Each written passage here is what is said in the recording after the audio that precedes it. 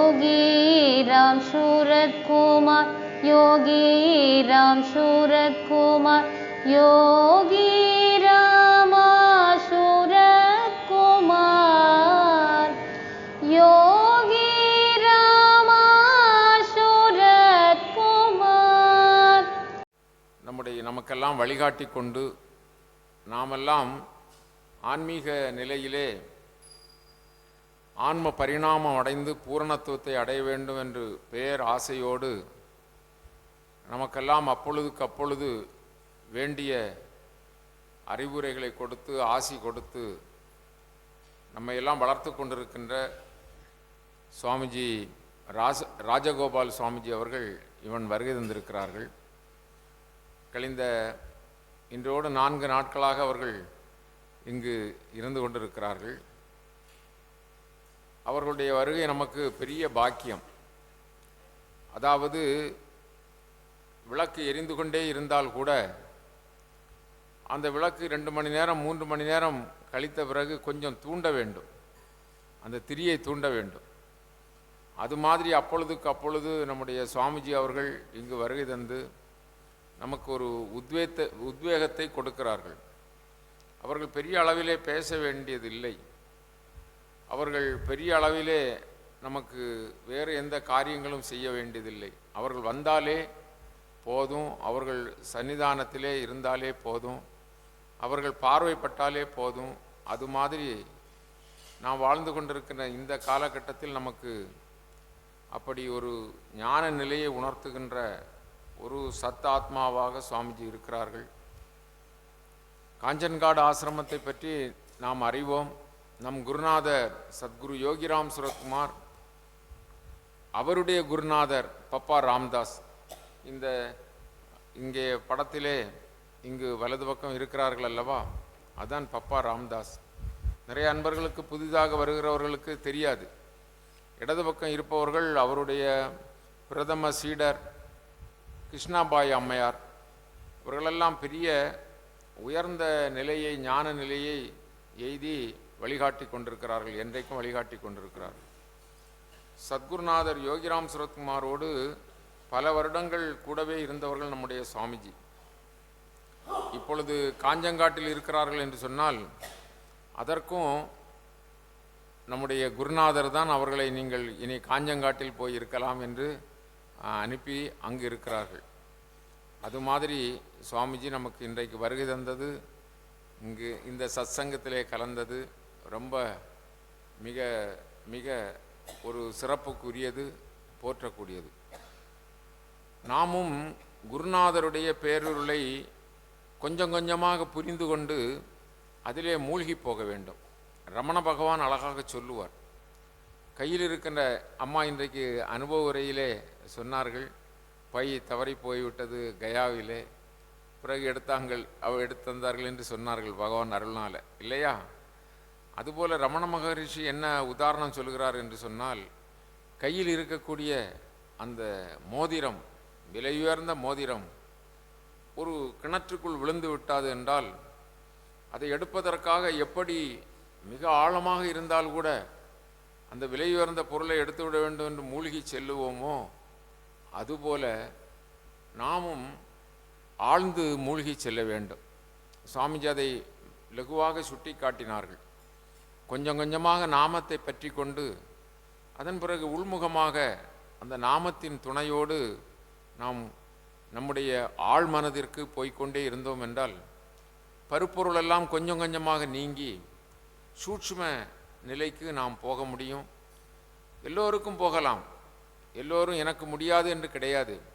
அதற்கு தான் நம் குருநாதர் மிக லகுவான வழியாக யோகிராம் சுரத்குமார், யோகிராம் சுரத்குமார், யோகிராம் சுரத்குமார் நாமத்தை சொல்லுங்கள், சொல்லிக்கொண்டே அப்படி நீங்கள் அந்த அகநிலைக்கு செல்ல முடியும்.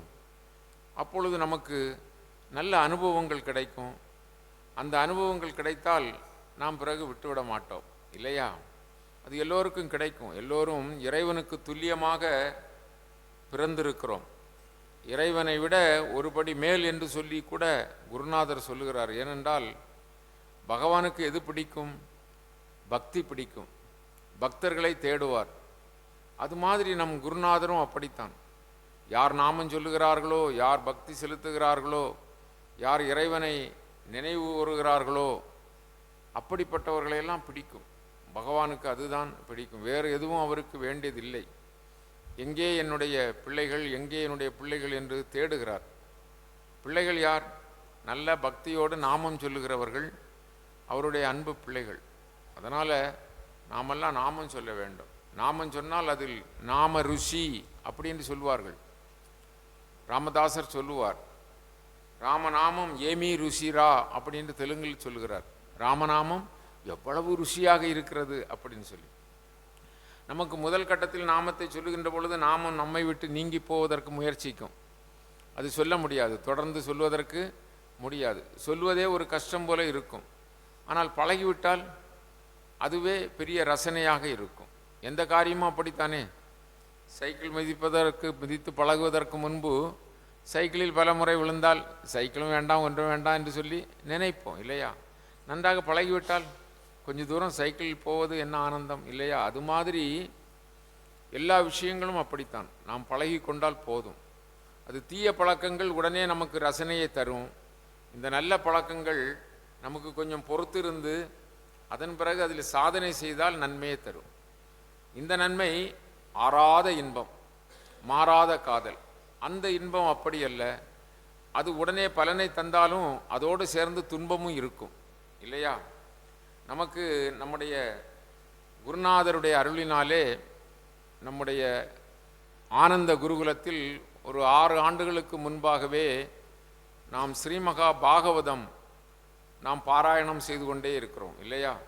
இங்கிருந்து அந்த பக்கம் சுவாமி வீற்றிருந்த பொழுது கூட அங்கிருந்தே அந்த ஸ்ரீமகா பாகவதம் பாராயணம் செய்ய பகவான் அருளினாலே நமக்கு அந்த ஒரு சந்தர்ப்பத்தை பகவான் தந்தார். நம்முடைய பிள்ளைகளெல்லாம் நல்ல மேல்நிலைக்கு வர வேண்டும் அப்படின்னு சொல்லி ஆனந்த குருகுலத்திலே ஆனந்தமாக படிக்கட்டும் என்று சொல்லி ஒரு 6 வருடம் 7 வருடம் இருக்கும் என்று நினைக்கிறேன்.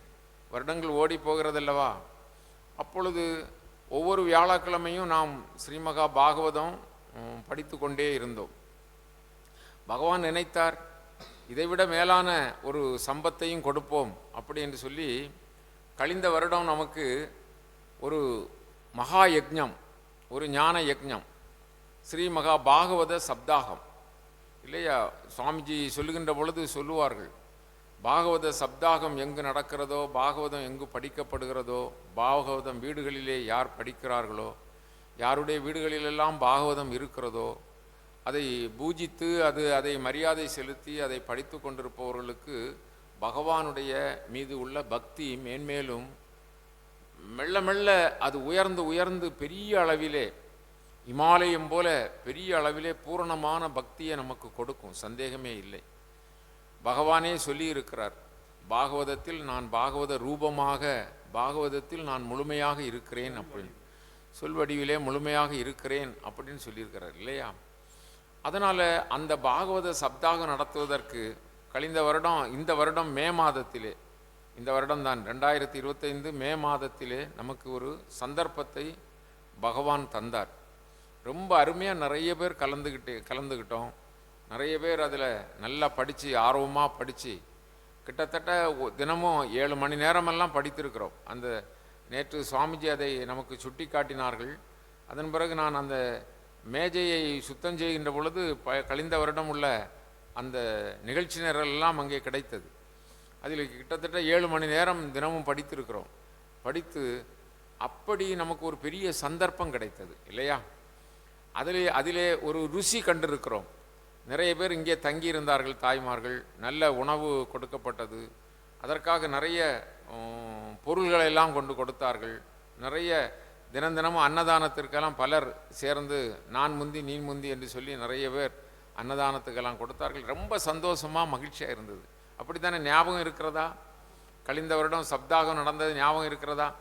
ரொம்ப நல்லா இருந்ததுங்கிறவங்க கை தூக்குங்க பார்க்கலாம். கலந்தவங்க பார்த்தீங்களா? ரொம்ப ஆனந்தம், ரொம்ப சந்தோஷம். அது மாதிரி இந்த வருடமும் அதே மே மாதம் போன வருஷம் என்ன 2ஆம் தேதியோ என்ன நடத்தியிருக்கிறோம்.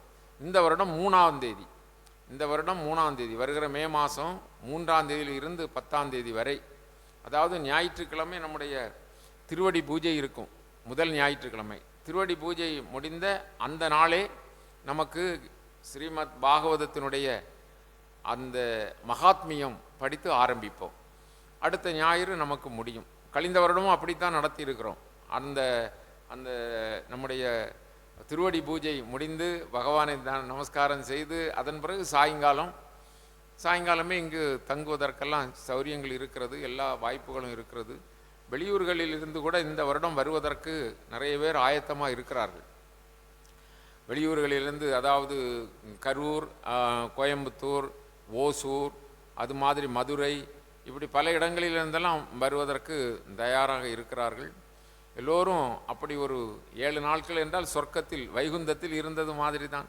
மகாத்மியத்தோடு சேர்த்து 8 நாள் அந்த வாய்ப்பு வருகிறது. அதை மனதில் வைத்து கொள்ளுங்கள். அதற்கான ஏற்பாடுகளெல்லாம் சீக்கிரமாக நடைபெறும். கழிந்த வருடத்தை விட இந்த வருடம் நமக்கு அந்த மகாத்மிய அந்த சப்தாகத்திற்கு ஒரு மகுடம் வைத்தது போல என்றால் அதற்கு உயிர் கொடுத்தது போல சுவாமிஜி அவர்கள் இந்த முறை முழுமையாக அந்த சப்தாகம் தொடங்குவதற்கு ஒரு நாளைக்கு முந்தையே, அந்த மகாத்மியம் தொடங்குவதற்கு ஒரு நாளைக்கு முந்தையே வந்து விடுவார்கள். பூரணமாக அந்த 10 நாட்களும் இங்கேயே இருப்பார்கள், நம்மோடு இருப்பார்கள். நாம் அந்த பாகவதத்தை ஆர்வமாக படிப்பதற்கும் அதை கேட்பதற்கும் நாம் எல்லாம் இவ்வளவு மகிழ்ச்சியாக இருக்கிறோம் என்பதை, சுவாமிஜி வந்தார்கள் என்று சொன்னால் சத்குரு யோகிராம் சுரத்குமார் அவர் கூடவே இருக்கிறார் என்பது பொருள். எப்பொழுதும் அவர் நம்மோடு இருக்கிறார். குருநாதர் அவர் இல்லாமல் ஒரு அணுவும் அசையாது. நாம் அவருடைய அந்த உதவியையும், அவர் நம்மோடு இருந்து இயற்றுவதையும் செயல்படுவதையும், அவர் நம்மை வழிநடத்துவதையும் நாம் எண்ணி பார்ப்பதில்லை. ஏனென்றால் நான் இந்த உடல் என்று சொல்லி நமக்கு ஒரு அகந்தை இருக்கிறதல்லவா, அதனால் அந்த காரியத்தை நாம் எண்ணி பார்ப்பதில்லை. உண்மையாக அந்த காரியத்தை எண்ணி பார்த்து கொண்டால் ஒவ்வொரு மூச்சும் அவர் விடுகின்ற மூச்சு தான், ஒவ்வொரு செய்கையும் அவர் செய்கை தான், ஒவ்வொரு பார்வையும் அவர் பார்வை தான். ஆன்மஸ்வரூபமாக இருந்து பஞ்ச இந்திரியங்களை இயக்கி பஞ்ச இந்திரியங்கள் வாயிலாக நமக்கு எல்லா போகமும் ஞானமும் எல்லாம் தருகின்றது அவர்தான். ஆனால் நமக்கு நிறைய பேருக்கு நமக்கு அது தெரியவில்லை. சிலர் அதை உணர்கிறார்கள். ஞானிகள் பெரியவர்கள் அதை உணர்கிறார்கள். அந்த இயக்கம் தனியாக தெரிகிறது. நான் என்பது ஆத்மா. அந்த ஆத்மா இந்த உடலை விட்டு அப்படி பிரிந்து நிற்கிற அந்த நிலையை உணர முடியும், அதில் ஆழ்ந்து போக முடியும். அது ஆத்மா எது? அது சச்சிதானந்தம் இல்லையா? சத் சித் ஆனந்தம். சத் மெய்ப்பொருள், என்றும் இருப்பது, மாறாதது, நிலையானது இல்லையா? அதுதான் எங்கும் வியாபித்து இருக்கிறது. சத் சித், அது தெளிந்த அறிவுடையது, தெளிவானது, மிக தெளிவானது, அதற்கு மேல் துல்லியம் கிடையாது. ஆனந்தம், பேரானந்தம் இல்லையா? இது மாதிரி தான் ரமண மகரிஷிக்கு சிறு வயதிலேயே ஒரு காட்சி கிடைத்தது. ஆன்மா வேறு, இந்த உடல் வேறு. அந்த உடலை ஈமச்சடங்குகள் செய்து எரிக்கிறார்கள், ஆன்மா பார்த்து கொண்டிருக்கிறது. அது மாதிரி அவருக்கு பகவானுடைய கருணையினாலே, முன்ஜென்ம பிராரப்தத்தினாலே அவருக்கு தெரிந்தது. நமக்கு சாதனை செய்கின்ற பொழுது குருநாதர் நம் கையை பிடித்து கொண்டிருக்கிறார் அல்லவா, நமக்கு வழி நடத்துகிறார் அல்லவா. ஆகவே அந்த குருநாதருடைய அன்பு பிள்ளைகளாக இருக்கிற நமக்கு எல்லோருக்கும் அந்த அனுபவம் கிடைக்கும். அந்த அனுபவம் கிடைத்த அந்த உள் நின்று நாம் பார்க்கக்கூடிய தன்மை வந்தது என்றால் எல்லாம் அந்த ஆத்மஸ்வரூபம் நடத்தி கொண்டே இருக்கிறது என்பதை நாம் உணர முடியும், பார்க்க முடியும். அதிலே பெரிய ரசனை இருக்கிறது, அதில் பெரிய சந்தோஷம் இருக்கிறது. ஆகவே அன்பார்ந்த பெரியோர்களே, தாய்மார்களே, சகோதர சகோதரிகளே, குருநாதர் நமக்கு என்னென்னமோ செய்கிறார்கள். ஆகவே இதையும் நம்முடைய வருஷ நிகழ்ச்சியிலே, வருடாந்திரம் நடைபெறுகிற நிகழ்ச்சியிலே ஒவ்வொரு மே மாதமும் நமக்கு சப்தாகம் நடக்கும். ஒவ்வொரு மே மாதத்திலும் சப்தாகம் நடக்கும். அந்த முதல் திருவடி பூஜையை தொடர்ந்து ஒவ்வொரு வருடமும் என்ன நடக்கும்? சப்தாகம் நடக்கும். அதுவும் நம்முடைய வருடாந்திர நிகழ்ச்சியிலே இனி வரும் ஜெயந்தி விழா எப்படி இருக்கிறதோ அது மாதிரி சப்தாகமும் பூரணமாக இருக்கும். குருநாதர் அப்படி அருள்பாலித்து கொண்டிருக்கிறார்கள், அதை நடத்துவார்கள், செய்வார்கள்.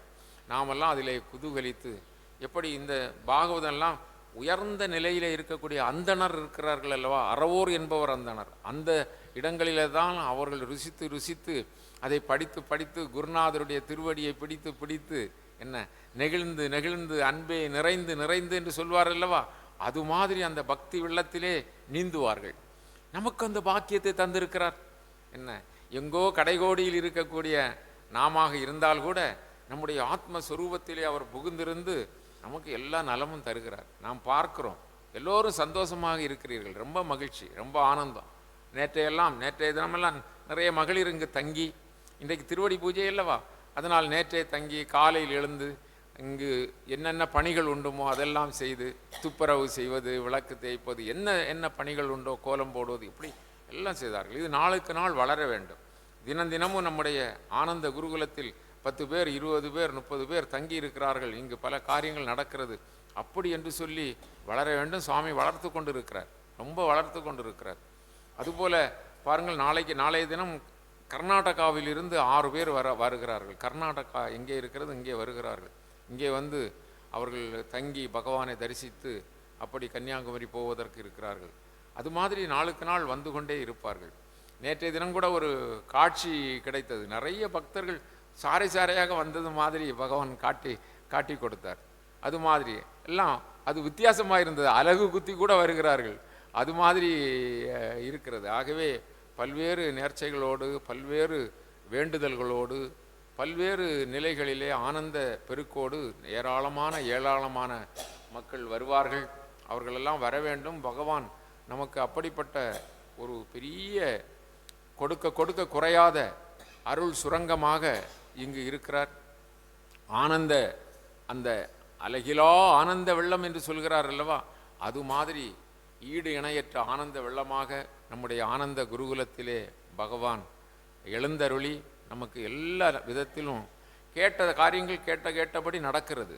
அதெல்லாம் நினைக்கின்ற பொழுதுதான் பகவான் எப்படி உள்ளிருந்து இயக்குகிறார். இப்பொழுது பாருங்கள், எப்படி மகோன்னதமான ஒரு தோரண வாயில் இல்லையா, அது தோரண வாயில் என்று சொல்வதற்கு இல்லை, கோபுர வாயில். அது மாதிரி எந்த காரியம் என்றாலும் அவர் அவ்வளவு சிறப்பாக, தினமும் அன்னதானம் எப்படி நடக்கிறது இல்லையா, எப்படி என்றாலும் பகவான் நடத்துகிறார். இங்கே நம்முடைய நல்லெண்ணெய், ஒரு உதாரணத்துக்கு சொல்லுவோம், நல்லெண்ணெய் விட்டு விளக்கு எரித்தோம், பிறகு பசுனை விட்டு தான் விளக்கு எரிக்க வேண்டும் என்று பகவான் நமக்கு அருள் புரிந்தார். எப்படி முடியும்? அது பசு எண்ணெய் என்றால், நெய் என்றால் நிறைய செலவாகுமே, அப்படியெல்லாம் கொஞ்சம் யோசித்தார்கள் இல்லையா. யோசித்தோம் என்றே வைத்துக்கொள்வோம். ஆனால் பகவான், அவரால் முடியாதது என்ன இருக்கிறது? இப்போ பாருங்க, அதை பற்றிய சிந்தனையே இல்லாமல் விளக்கு எரிந்து கொண்டே இருக்கிறது. அது மாதிரி நமக்கு இப்பொழுது வாரந்தோறும் பல்வேறு பாராயணங்கள் இருக்கின்றன. முற்றோதல், அது மாதிரி வைகுண்டருடைய அகிலத்திரட்டு பாராயணம், இதெல்லாம் இருக்கிறது. அதோடு வள்ளலார் பாராயணம் இருக்கிறது. இதெல்லாம் அப்பொழுதெல்லாம் இந்த எல்லா விளக்குகளும் எரிந்து கொண்டே தான் இருக்கிறது. முன்பெல்லாம் கொஞ்சம் 1-2 விளக்கை குறைத்தோம், இப்பொழுது எரிந்து கொண்டே இருக்கிறது. அது இருக்கும், அவர் நினைத்தால் எல்லாம் நடக்கும்.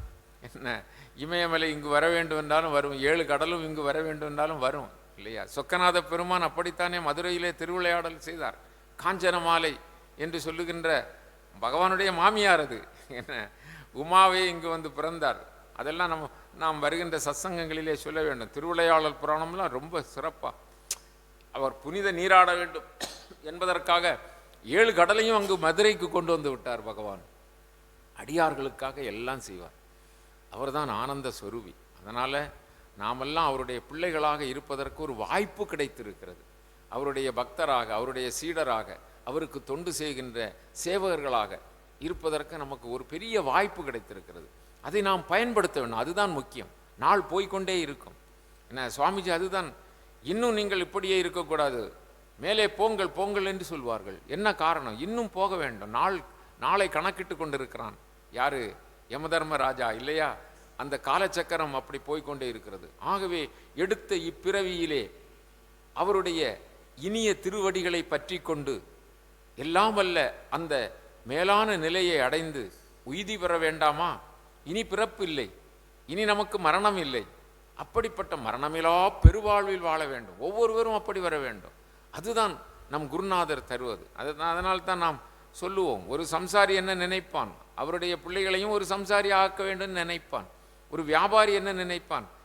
அவருடைய பிள்ளையும் வியாபாரத்திலே ஒரு பெரியவனாக ஆக வேண்டும் நினைப்பார்கள். ஒரு டாக்டர் தன் பிள்ளையை டாக்டராக்க நினைப்பார் இல்லையா. ஆனால் குருநாதர் நம்முடைய பிள்ளையையும் ஒரு ஞானியாக்க நினைப்பார். ஏனென்றால் அவர் ஞானியாக அல்லவா இருக்கிறார், யோகியாக அல்லவா இருக்கிறார், உயர்ந்த நிலையிலே தெய்வீகமாக அல்லவா இருக்கிறார், தெய்வமாக அல்லவா இருக்கிறார். அவர் என்ன நினைப்பார்? அவருடைய பிள்ளைகளாகிய நம்மை தெய்வமாக்க பார்ப்பார். அதுதானே அவருடைய நிலை. அதனால் நாம் எல்லோரும் தெய்வமாக மிளிர வேண்டும். நாமெல்லாம் உண்மையிலே தெய்வம்தான். நாமெல்லாம் ஆன்மஸ்வரூபம். நாமெல்லாம் அதனால்தான் காலையிலே எழுந்தவுடனோ அல்லது நீங்கள் பிரார்த்தனை செய்கின்ற நேரம், நான் ஆத்மா, நான் ஆத்மா, நான் இந்த உடல் அல்ல, நான் ஆத்மா, நான் இந்த உடல் அல்ல, கெட்டு போகின்ற, மாறிப்போகின்ற அல்லது உலர்ந்து போகின்ற இந்த உடல் நான் அல்ல, நான் ஆத்மா, நான் ஆத்மஸ்வரூபம், நான் பிரம்மம், நான் பிரம்மம். அப்படிங்கிற உறுதிப்பாடு நமக்கு வர வேண்டும். சொல்லி சொல்லி பார்த்தால் எதை நினைக்கிறாயோ அதுவாக ஆவாய். இதுதானே வேதத்தினுடைய சாராம்சம். நீ எதை நினைக்கிறாயோ அதுவாக ஆவாய். ஆகவே நாம் எண்ணுவதெல்லாம் அப்படி பகவானுடைய. அப்படி என்றால் கொஞ்சம் கொஞ்சமாக நம்மிடம் இருக்கின்ற தீயவைகள் எல்லாம் மாறி போகும். பிரம்மம் எப்படி இருக்கிறது? அது தூயதாக அல்லவா இருக்கிறது, குணம் குறியற்றதாக அல்லவா இருக்கிறது. அந்த நிலைக்கு நாம் போக வேண்டும். அதற்கு போவதற்கு நாம் எண்ணுவோம், சிந்திப்போம், சிந்திப்போம். நான் ஆத்மா, நான் இந்த உடல் அல்ல, நான் ஆத்மா. மனதார நினைத்து பாருங்கள், உண்மையிலேயே ஆத்மஸ்வரூபமாக நாம் ஆவோம். நாம் ஒவ்வொருவரும் பிரம்மம்தான். நம்மில் இருக்கின்ற அழுக்கின் காரணமாக நாம் ஜீவாத்மாவாக இருக்கிறோம். நம்மில் இருக்கிற அழுக்கின் காரணமாக நாம் அஞ்ஞானத்தோடு இருக்கின்ற காரணத்தினால், அறியாமையானால் இருக்கின்ற காரணத்தினால் நமக்கு அது தெரியவில்லை, அதை உணர முடியவில்லை. கொஞ்சம் கொஞ்சமாக ஸ்ரீமகா பாகவதம் எவ்வளவு தெளிவாக சொல்லுகிறது, எவ்வளவு எவ்வளவு அற்புதமாக சொல்லுகிறார். ஆகவே சுகபிரம்மம் நமக்கு சொல்லி தந்திருக்கிறார். வியாச பகவான் அதை அடிச்சுவடை வைத்திருக்கிறார். அவர்களெல்லாம் தந்த அந்த உபதேசங்கள். நேற்றைய தினம் கொஞ்சம் படிக்க சொன்னார்கள் சுவாமிஜி. அங்கு படித்தால் அவ்வளவும் தித்திக்கும் தித்திக்கும் தித்திக்கும் தேன் அமுதம். திரும்ப திரும்ப படிக்க வேண்டும். நாமெல்லாம் மறந்து மறந்து போய்விடுவோம். நமக்கு மறதி ஒரு சாதாரண நிலையிலே எல்லோருக்கும் உள்ளது தான். ஆகவே தான் திரும்ப திரும்ப திரும்ப படிக்க வேண்டும். பகவானுடைய கல்யாண குணங்களை கேட்க வேண்டும். பகவானுடைய அந்த அந்த உயர்நிலையான குணநலன்களை எல்லாம் சிந்திக்க வேண்டும். அதற்கு தான் திரும்ப திரும்ப திரும்ப திரும்ப படிக்கும் பொழுது, கேட்கும் பொழுது. ராமாயணம் இப்பொழுது ஒவ்வொரு சனிக்கிழமையும் நடக்கிறது இல்லையா? நமக்கெல்லாம் அது ஒரு சந்தர்ப்பமாக நாம் எடுத்துக்கொள்கிறோம். ஏதோ பகவான் முன்னிலையிலே ராமாயணத்தை சொல்லவும் கேட்கவும் நமக்கு ஒரு என்னது, ஒரு சந்தர்ப்பம். சந்தர்ப்பம் பாக்கியத்தை தருகிறார். ராமாயணத்தை சொல்லுவதற்காக எஸ்பி ஜனார்த்தனன் என்று ஒருவர் உண்டு, சாமியினுடைய பரம பக்தர். அவரை ராமாயணம் படித்து சொல், வடமொழியில் வியாசர் எழுதியிருக்கிற ராமாயணத்தை படி. ஓ, அவர் அவ்வளவு கல்வி கற்றவர் இல்லை, ஆனால் படித்து விட்டார். சாமி சொன்னால் மறுவார்த்தை என்ன? அப்படி தினம் தினமும் வந்து சொல்ல கேட்பார் ராமாயணம் எல்லாம். அது மாதிரி அவர் சன்னிதானத்தில் நமக்கு சொல்வதற்கோ கேட்பதற்கோ படிப்பதற்கோ ஒரு சந்தர்ப்பம் கிடைத்தது என்று சொன்னால் அதுதான் பெரிய பாக்கியம். என்ன, அந்த பாக்கியத்தை, வாய்ப்பினை விடக்கூடாது, அந்த சந்தர்ப்பங்களை விடக்கூடாது. நேரம் கிடைக்கும் பொழுதெல்லாம் நமக்கு இங்கே தினமும் நிகழ்ச்சி இருக்கிறது. நேரம் கிடைக்கும் போதெல்லாம் இந்த சோலை வனமாக, அருள் சோலையாக பொங்கி ததும்பி பூரணமாக குருவினுடைய அருள்கடாட்சம் இருக்கின்ற இந்த சன்னதிக்கு வர வேண்டும். சன்னதியை நினைக்க வேண்டும். தெளிவு குருவின் திருமேனி காண்டல், தெளிவு குருவின் திரு வார்த்தை கேட்டல், தெளிவு குருவின் திருநாமம் செப்பல் இல்லையா? தெளிவு குரு சிந்தித்தல் தானே இல்லையா? அதுதான். என்னை நீ கொஞ்சம் அப்படியே மனதிலே நினைத்து பார் அப்படிங்கிறார் பகவான் கண்ணபரமாத்மா அந்த பாகவதத்திலே சொல்லுகிறார். நீ நினைப்பது எப்படி? கொஞ்சம் முதலில் உருவமாக நினைக்க வேண்டும். மனதிலே நினைத்து அப்படியே கண்களை மூடி அதிலிருந்து சத்குருநாதர் எப்படி இருப்பார்? கோட்டை சிரட்டை வைத்திருப்பார், பனை ஓலை விசிறி வைத்திருப்பார், பச்சை தலைப்பாக கட்டியிருப்பார், அப்படி கம்பீரமாக இருப்பார். அப்படி கொஞ்சம் மனதில் நினைத்து அவரையே நினைத்து கொண்டிருந்தால் மற்ற எண்ணங்கள் வராது. மனம் ஓட்டம் நின்றுவிடும். கொஞ்சம் 10 நிமிஷம் 5 நிமிடம் மன ஓட்டத்தை நிறுத்தி கொண்டு வந்தால் மன ஓட்டம் நின்றே போய்விடும். என்ன, அது மாதிரி எல்லோரும் எல்லா நலமும் பெற வேண்டும், எல்லா சம்பத்துகளும் பெற வேண்டும். அது மாதிரி இப்பொழுது அடுத்த மாதத்திலே நமக்கு பிப்ரவரி மாதத்திலே என்ன வருகிறது? ஆராதனை நிகழ்ச்சி வருகிறது. அதற்கெல்லாம் 10 வீட்டில் நாம் சத்சங்கம் செய்ய போவோம். எந்த வீடுகளுக்கெல்லாம் சத்சங்கம் வேண்டுமோ அவர்களெல்லாம் முன்னிலேயே சீக்கிரமாக பெயர் கொடுங்கள். அப்படி அந்த வைபோகத்திலே எல்லோரும் கலந்து, அந்த இன்னார் தான் அந்த பஜனைக்கு போவார்கள், சத்சங்கத்திற்கு போவார்கள் என்றில்லை, எல்லோரும் வர வேண்டும். வீடு நிறைந்தார் போல, வீட்டுக்கு வெளியேயும் உட்கார்றது போல சத்த அடியார்களெல்லாம் அங்கு கூட வேண்டும். சத்த அடியார்கள் போனால் என்ன ஆயிரும்? அந்த வீட்டில் இருக்கின்ற பவவினைகளெல்லாம் மாறிப்போகும் எல்லாம். அது மாதிரி பகவான் தந்திருக்கிறார். இது மாதிரி வேறு சன்னிதானங்களிலே கிடையாது. நமக்கென்று அப்படி எப்படியோ தந்திருக்கிறார். என்ன, ஒவ்வொரு வருடமும் பிப்ரவரி மாதம் அந்த அந்த ஆராதனை நிகழ்ச்சிக்கு 10 நாட்களுக்கு முன்பு 10 வீடுகளிலே சென்று என்ன மகிழ்ச்சி, என்ன ஆனந்தம் இல்லையா? அந்த வீடுகளெல்லாம் உய்தி பெறும், பேர் வரும். அந்த சந்தர்ப்பத்தை எல்லாம் பகவான் தந்திருக்கிறார். இப்படி இன்னொரு நிலையிலே பல சந்தர்ப்பத்தை தந்து நம்மை மெதுவாக தட்டி கொடுத்து உருப்படுத்தி உருவாக்கி அதை ஒரு நல்ல ஒரு பெரிய பூரண நிலைக்கு கொண்டு வருவதற்கு பகவான் அருள் புரிந்து கொண்டிருக்கிறார். அதை நாம் பயன்படுத்தி கொள்ள வேண்டும். வாய்த்தது நம் தமக்கு ஈதோர் வாய்ப்பு.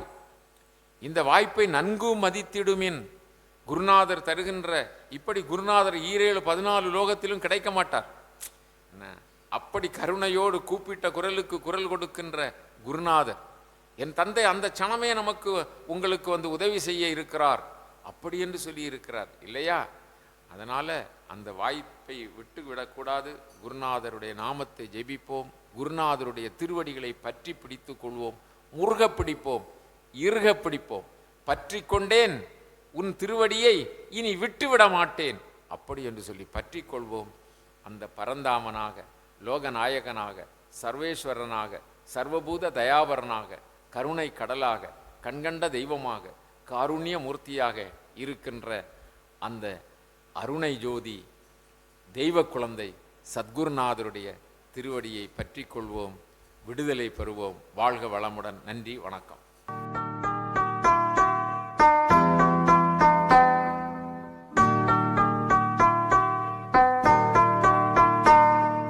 योगी राम सूरत कुमार जय गुरु राया।